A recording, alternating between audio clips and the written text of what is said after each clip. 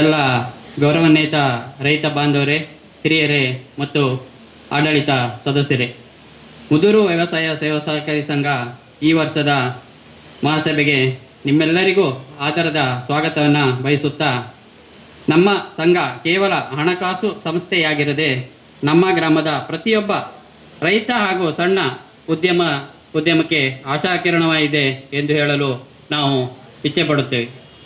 ಕಳೆದ ಹಣಕಾಸು ವರ್ಷದಲ್ಲಿ ನಮ್ಮೆಲ್ಲರ ಸಹಕಾರದಿಂದ ನಮ್ಮ ಸಂಘವು ಅತ್ಯುತ್ತಮ ಸಾಧನೆ ಮಾಡಿದೆ.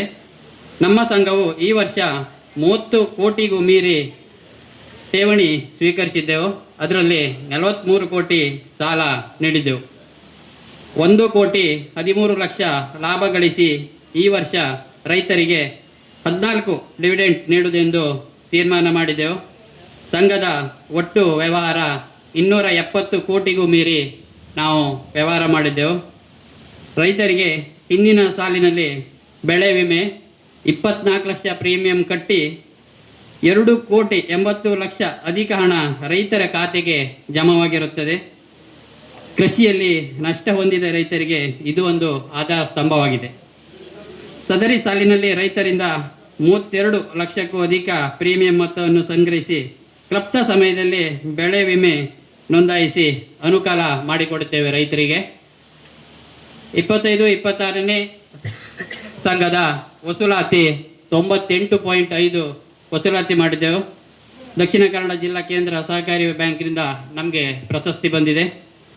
ಕಳೆದ ಸಾಲಿನಲ್ಲಿ ನಾಗರಿಕರ ಅನುಕೂಲಕ್ಕಾಗಿ ಬ್ರಹ್ಮಲಿಂಗೇಶ್ವರ ದೇವಸ್ಥಾನದ ಹತ್ತಿರ ರಿಕ್ಷಾ ನಿಲ್ದಾಣ ಮಾಡಿರುತ್ತೇವೆ. ಪ್ರಸ್ತುತ ಸಾಲಿನಲ್ಲಿ 3 ಕಣ್ಣಿನ ಕ್ಯಾಂಪ್ ಮಾಡಿ ಉಚಿತವಾಗಿ 100 ಜನರಿಗೆ ಕನ್ನಡಕ ವಿತರಣೆ ಮಾಡಿದ್ದೆವು.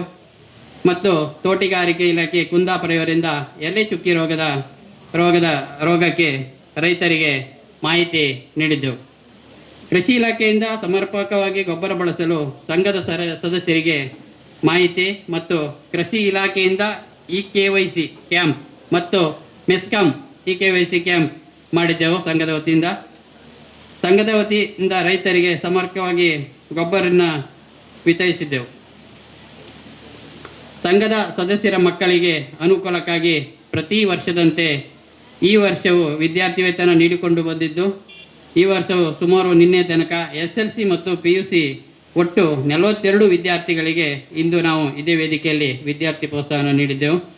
ಸ್ಥಳೀಯ ಶೈಕ್ಷಣಿಕ ಸಂಸ್ಥೆಗಳ ಅನುಕೂಲಕ್ಕಾಗಿ ಗ್ರಾಮದ 5 ಅಂಗನವಾಡಿ 4 ಶಾಲೆಗಳಿಗೆ ಗೋದ್ರೇಜ್ ಕಂಪನಿಯ ಕಪಾಟನ್ನು ಈಗಾಗಲೇ ವಿತರಿಸಿದ್ದೆವು.